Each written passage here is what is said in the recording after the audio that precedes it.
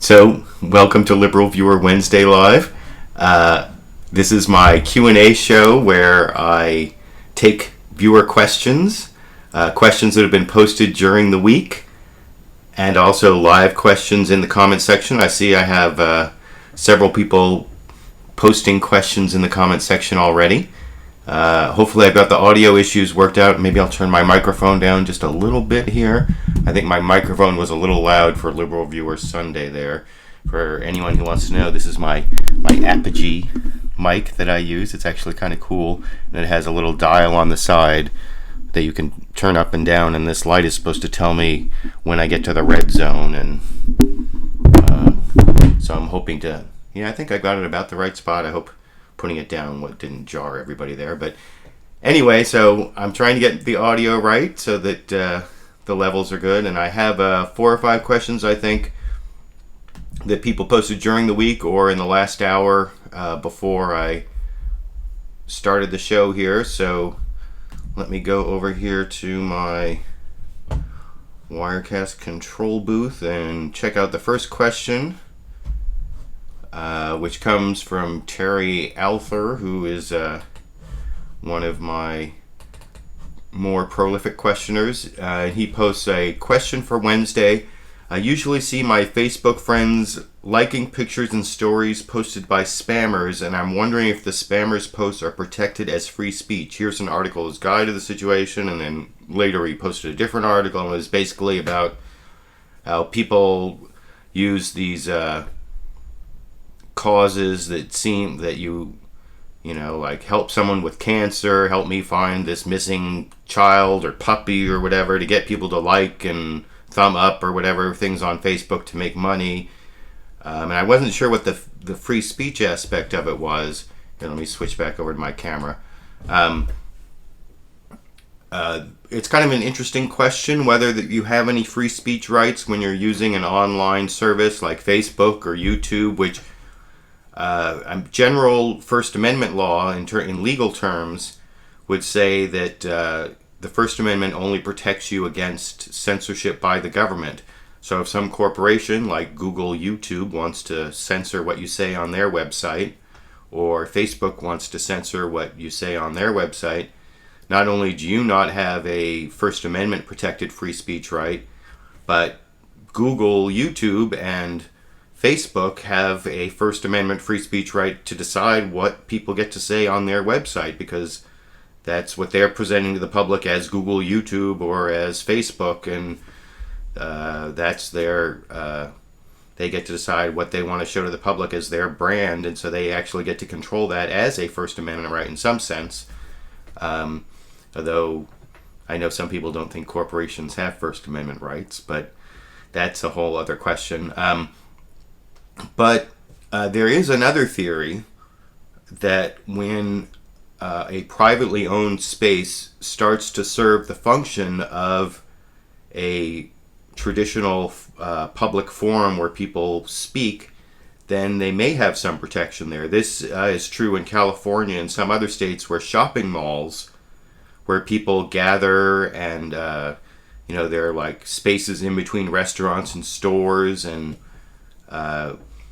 those spaces have been protected for First Amendment purposes, for giving out information and for workers who want to strike, as long as they're very much like a street or a sidewalk or a park, which are traditional public forums, and that fora, I guess, is the correct plural of forum. And then the U.S. Supreme Court at one point looked like it was going to say that was true all over the United States, and that like private shopping malls you might get First Amendment protections in a private shopping mall.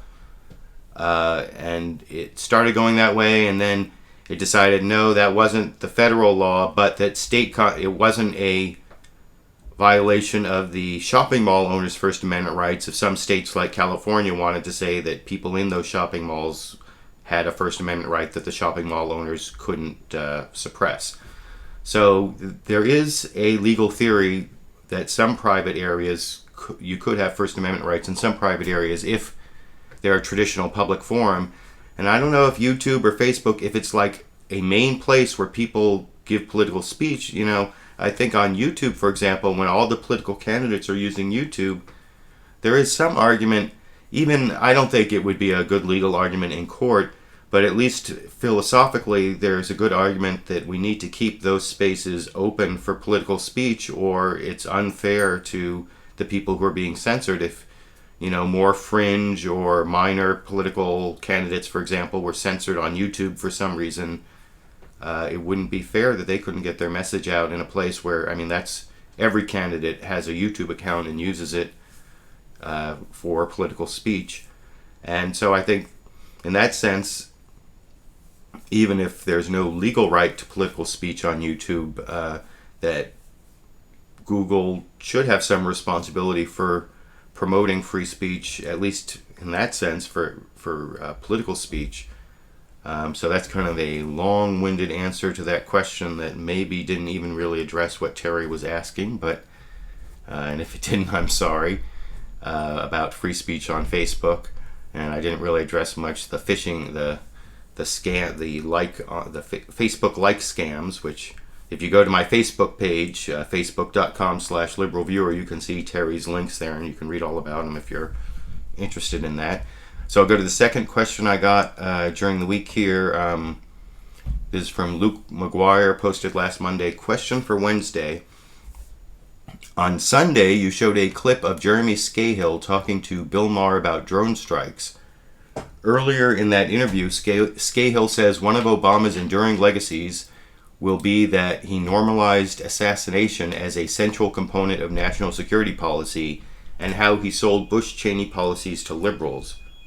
What do you make of this assessment? Excuse me, I have to do the Marco Rubio that I'm trademark Marco Rubio move there. I think that there's some truth to that, but not complete truth to that. I am disappointed in how many of the Bush era policies have continued under Obama, but I also don't think it's fair to say that all of them have continued. I think that they're the enhanced interrogation and torture that, and I'm also disappointed on enhanced interrogation and torture that there wasn't more accountability for those during the Bush years who engaged in it. And I don't know if there will ever be accountability for it. It's not coming out of the Obama administration. I heard Bush recently canceled a trip to Europe because there was he might have been charged with war crimes. So I don't know, maybe there'll be accountability in that way. But I do think that at least to some degree, the Obama administration stopped some of the worst abuses under the Bush administration in that sense. But in a lot of ways, what Jeremy Scahill said was true. And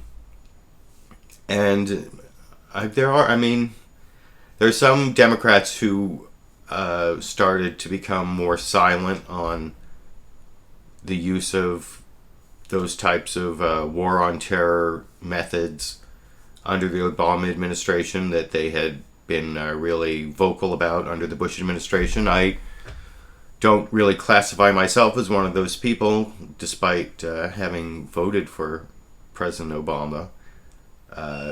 But voting for President Obama is, I think I've explained in previous videos, has more to do with choosing the person who's going to, it's a choice between two people, and the one of those two people who's going to push things more in the direction I want things to go, even if there are many disappointments. And so I think that for the last part of the question about whether Obama sold those Bush policies to liberals, I think there were some liberals who ended up being sold on policies they wouldn't have accepted from Bush. But I think that there were a lot of liberals who called the Obama administration on and still do. I've talked a lot about what the ACLU's been doing, and the ACLU certainly didn't let up on any of its litigation or lobbying or Freedom of Information Act requests, and a lot of what we know about drones, and a lot of what we know about the no-fly lists, and a lot of what we know about all these war on terror tactics and strategies in both the Bush and the Obama administration comes from actions of the ACLU and other civil libertarians who did not stop working in 2008 when Barack Obama was elected. And so to that extent, I don't buy what Jeremy Scahill said about the left buying into the war on terror under the Obama administration, or being sold it by the Obama administration in a way that they didn't buy it from the Bush administration. That may be true for some, but I think that there's a lot of principled people that it's not true for. So that is my answer to that question. A third question I had, this says, for next time, is the death penalty justified in select cases, or is it immoral? Well, that's kind of a big question. I need another sip of water here. I would say that, in my opinion, the death penalty is never justified if you're talking about strapping someone into some method of execution and executing them.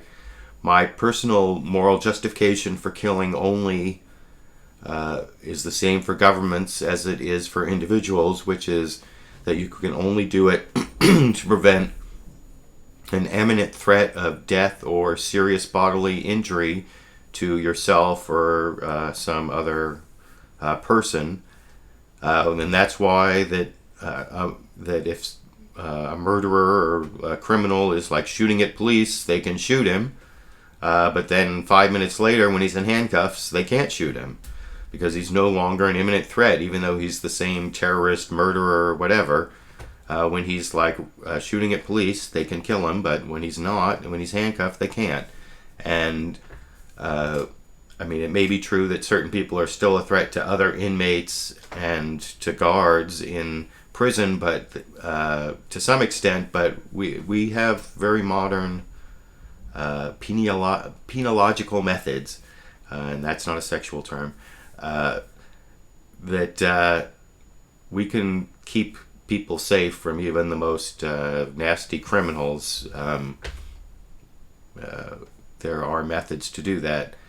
And if they do end up becoming a threat, then you can shoot them, then you can kill them, whatever. But to strap someone in who, and put a needle in their arm or gas them or shoot them or hang them, in my personal opinion, if they're not an imminent threat to if they're not like attacking someone, if they're not about to seriously hurt or kill someone, then no person and no government is morally justified in killing them. And that's the same justifications for nations to go to war. It's a little more attenuated in the nation situation in terms of the imminence, but I don't think the imminence can't be as attenuated as I've seen in some of these drone memos from the Obama administration. So, you can argue about exactly what imminent means, what the immediate threat is that allows you to kill someone, how immediate it has to be, but I think it has to be pretty immediate. So let me do just a little bit of housekeeping here, and I can only put 3 questions in this thing at a time, so I'm going to remove the 3 questions I had and add in, I think I had 5 questions total. So that's the clicking you hear here, since I'm both the technician and the performer for LiberalViewer Wednesday Live. So if you bear with me for 1 or 2 more clicks here. The 4th question I had before I start taking the live questions, and before I read the question, let me take another sip of water. And the question comes from, this was a question posted in the comment section in the last hour before the program started. Hot Seat Sue asks, what do you think of Fox brouhaha over today's Benghazi hearing when led to nothing? Well, unfortunately, I didn't have a chance to watch the entire hearings. I was doing a few other things today. I had a chance to flip through a few times and notice that it was like wall to wall on Fox News, and it was not on MSNBC and CNN were covering other things during the actual live hearings, and were only like giving excerpts. So Fox News definitely gave a lot more coverage, and I did look at some of the summary afterwards, and it doesn't look like there's any big smoking gun. I mean, there is one guy testifying how he's was dumbfounded when he saw Susan Rice and embarrassed when he saw Susan Rice talking with her talking points on the Sunday shows, but he doesn't know who, came up with the final edited version of those talking points. And then there was someone else testifying about how a special forces unit might have been ready to go in but couldn't go in, and that he was like ashamed they didn't go in, but there's no evidence that it was the president or the Secretary of State Hillary Clinton who made that decision. That was like a military decision somewhere in the chain of command as to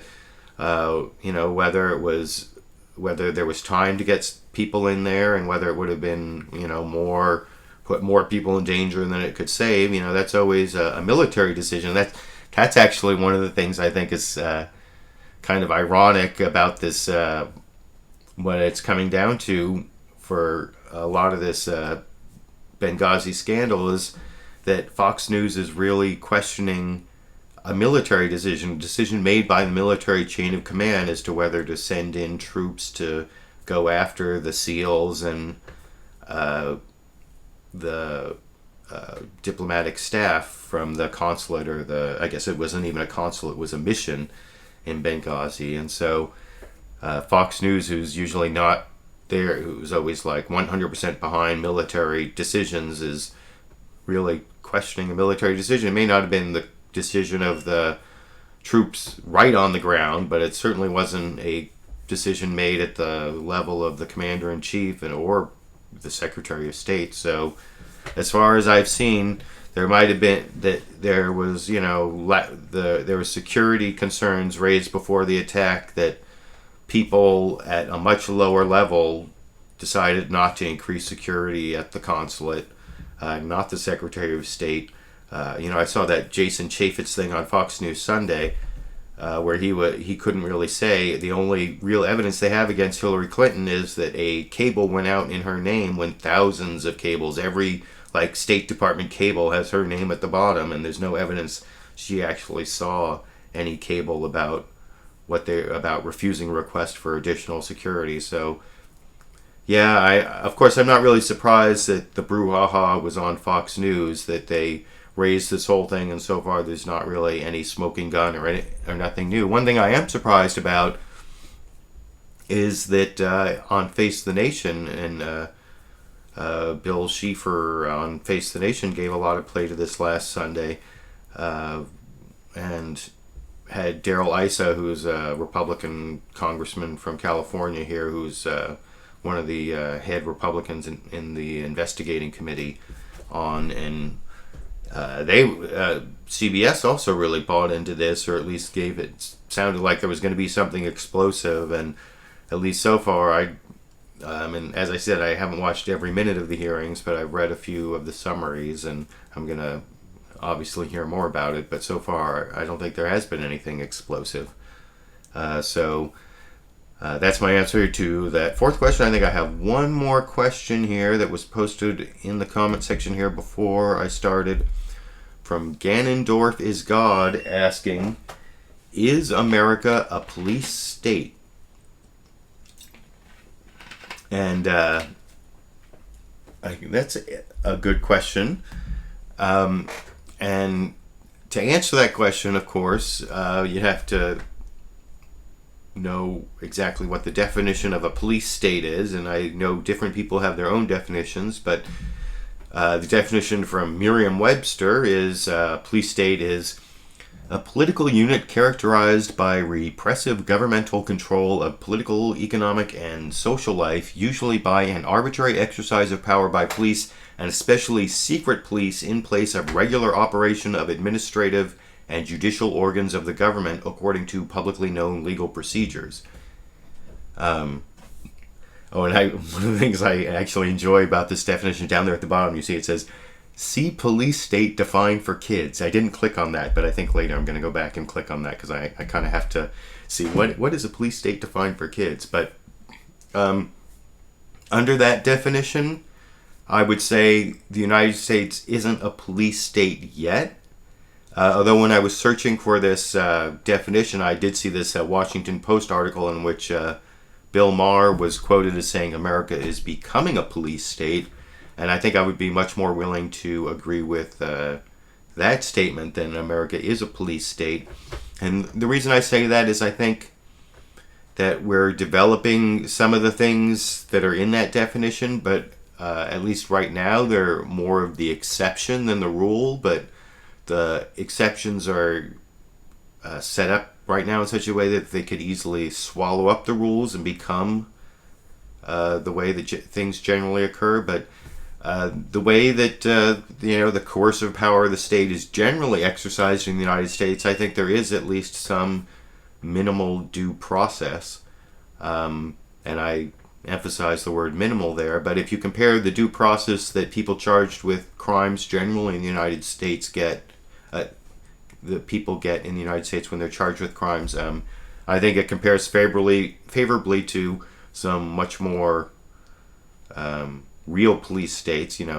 Think of like North Korea or even Iran or Saudi Arabia or a whole bunch of countries that don't really have due process at all. And then there are countries, I think, that are possibly freer than the United States also, but I just don't think the United States has gotten to the point where things are habitually done by a secret police without due process under secret procedures that nobody knows about. But that is happening with some people. It's happening at Guantanamo. It's happening in these other secret prisons and rendition and, the drone strikes. That's mostly overseas, although seems not to be completely ruled out in the United States. And drones are just a technology. The fact that secret assassinations might be a possibility in the United States or outside the United States is also one of the creeping signs of a police state. So my short answer again is not a police state, but possibly becoming a police state, and up to us to stop from becoming a police state. That I think there is still hope. Maybe call me naive, call me crazy. I'll look in the comments and see if you call me naive and call me crazy. But I think that there is still hope of the United States not completely becoming a police state, even though I see how many things that have happened in the drug war and in the war on terror have definitely moved the United States in the direction of and the Cold War, drug war, war on terror, even going back to World War II and the rise of the strong federal government for the last 100 years in the United States. All that have been things that have increased the likelihood and the growth of the institutions that could become a police state in the United States. But so that is my long answer to that question. Let me see if I can go over to my comment section here and see if I can take some live comments. Let me start at the bottom here.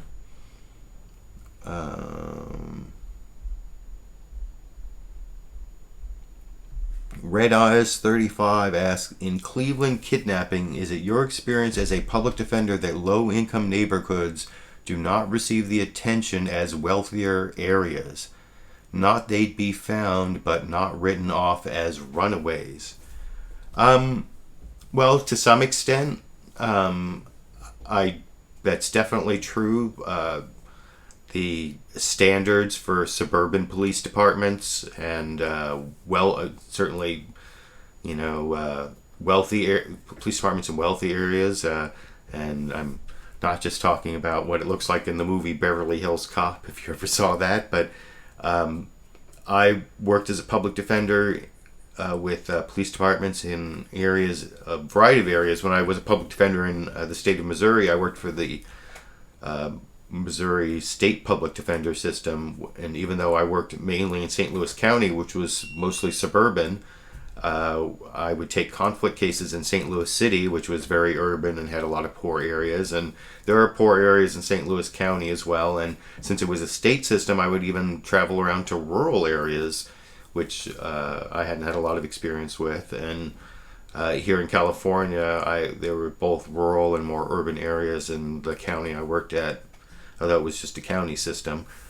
And yes, the short answer is police departments in poor areas with a lot of crime do not focus as much on missing person cases when they're focusing on murder cases and the drug deals and the gangs. And so when there are other problems in an area, these type of cases do get not only written off as runaways, but I have to say that what happened in the Cleveland case, those are the really rare case. Most of the time, those cases are runaways. That just is a statistical fact that runaways and abduction by family members are the vast majority of those missing children cases, and the stranger abductions are like the minutest fraction of those cases. So it's not just that they're written off as runaways, that this Cleveland kidnapping case isn't really the norm in any way. It's kind of a rarity, which is why it's news. And there are interesting things about it. I may be using a clip from the guy who helped that Amanda Berry escape. I think, what was his name? Charles Douglas? Was it Charles? I'm using that clip and a couple others in a video that's only tangentially related. But I'm not sure about that, so I'm not going to talk anymore about that. But anyway, that's my answer to that question. Army Boy 57, hasn't there been embassy attacks under Bush? Where's the outrage? Yeah, I saw like some table somewhere, I think that 60 people died in embassy attacks under George W. Bush, and somehow Fox News never seemed to cover those. So that is definitely true, Army Boy 57. Let me see. I am in a Demv asks, with Israel's unclaimed bombing attack in Syria, what is your outlook on the state of and likely progression of the Syria situation? Okay, just a quick another Marco Rubio here. I would say that there's going to be increasing U.S. involvement in the Syrian situation. I think I've talked about this in a few previous live events where on a LiberalViewer Sunday before last, I played a clip from an NBC reporter who seemed to have inside information about how this red line crossing information about chemical weapons, and now there's this UN report that might have been the rebels that used the chemical weapons, and I don't know what that's all about. Who knows? That part, who knows who's right about that. But anyway, the NBC reporter was saying that the Obama administration got this evidence too early and they're working up some sort of response, but they want to convince especially members of the Arab League, and they want other people to lead, and there's talk of some sort of no-fly zone, but not using planes, mostly using like naval guns and not just naval, and cruise missiles to take out air installations and drones, and and then I don't know, maybe some aircraft. But I think that is probably the next step. And then there has been some more. I've been hearing some developing information that the U.S. is coming close to recognizing which parts of the rebels are the good guys. There's some, I can't remember his name, some like German-educated Syrian guy who defected about a year ago. I'm really bad with names. I don't know if I think I have mentioned that before, but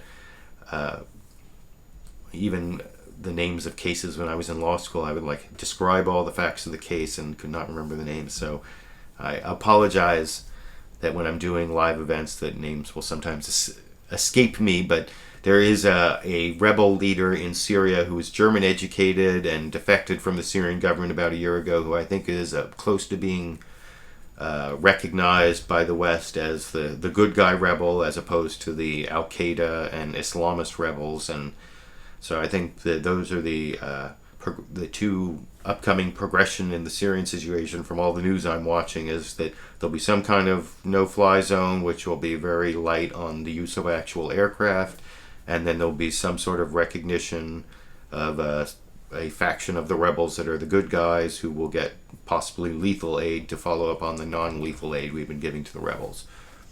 So let me look here. Hot Seat Sue says, follows up on the question before. Fox was almost orgasmic about a predetermined outcome didn't work. Yes, that is true. Zappa 147, how much of a scandal do you believe Benghazi was? What details about it make such a scandal to people? Well, it happened right before the election, so it was definitely politicized by the Republicans, and I wouldn't be surprised if it was politicized by the Obama campaign to some extent, but only after the fact, in terms of how it was like packaged, possibly the whole Susan Rice thing.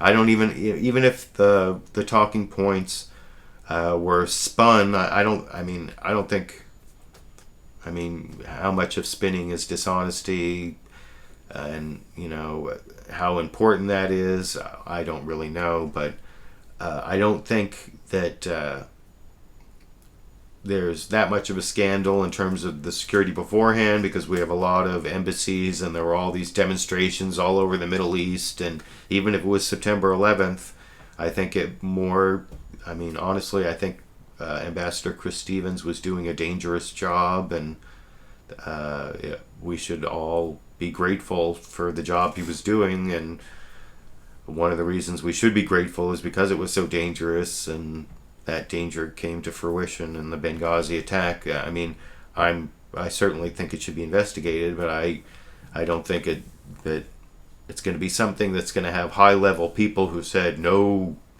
security at Benghazi, no troops to Benghazi, or no help to the attack on Benghazi. I just don't think it's going to go that high up the chain of command, and in any of this stuff. So I think there were different reports, and certainly I'm sure people made mistakes in the administration. I'd be surprised if those mistakes went way up the chain of command, and I think that it's mostly been politicized because it happened right before an election. Exploratory Research asks, should corporations have First Amendment rights? Bam! Well, I've talked about that in previous videos. I'm almost out of time now, and I know I've gotten some questions about my campaign finance. I said I was going to make a video about Cenk Uygur and Lawrence Lessig's comments at the Restore the Republic meeting in San Francisco, and I do plan to make a video about that. I did want to say that I'm trying to make at least one and possibly two produced videos every week, and when I'm doing that, I usually favor videos that are about something topical, something in the news, and this campaign finance video does not qualify. But I'm sure sometime in the next few weeks I'm going to have time to make a video and not have one, that's ready to go, that's topical, and that's when I'm going to fit in this campaign finance video. And I think I've already talked about whether corporations should have First Amendment rights in a previous LiberalViewer Wednesday. I'm trying to see if I can find my screenshot of my videos. And that's one thing I wanted to say. One of the reasons I'm not all that much of in a rush to make a video about corporate, rights and a constitutional amendment on campaign finance is because I've made 4 or 5 of them already. Oh, wait, here it is. I can add it up here. So yeah, I've got 5 videos here I've already made on this, and although there are some of my core viewers who are really interested in the topic, not all of those videos have been that successful, and Certainly not as successful as the amount of effort I put into them, because I think it's not an issue that a broad number of my viewers are interested in. So I will fit in this video. I will talk about that, and you can see if you go look at this list, I think there's at least one in there that talks about whether corporations are persons and whether they should have rights. In a couple of those videos I talk about that, so that answers that question. And I'm way over my 30 minutes for this week, but I had a lot of viewers here and a lot of good questions, so I guess I'm glad to run out of questions instead of be like scrounging for questions at the end. So glad to see you all here this week, and I'm hoping to make a new video. I was kind of talking about, I think it's going to be, I guess I'll give it away, I think it's going to be titled, Can Minorities Be Racist? And I'm going to use a comment from this guy who helped save Amanda Berry, and then this other clip from The Daily Show, and this other clip from, I think it was Michael Eric Dyson. I'll put up a notice about that sometime in the next day or so on Facebook and Twitter. If you follow me at facebook.com/LiberalViewer or twitter.com/LiberalViewer, and I also posted on my channel page, youtube.com/LiberalViewer, which I'm sure you know or you wouldn't be watching me now. So have a good rest of your week, and if I don't put up a video, I'll see you all at Liberal Viewer Sunday at 6:30 p.m. or next week's Liberal Viewer Wednesday Live, 4:30 p.m. Pacific. Thanks for the great questions.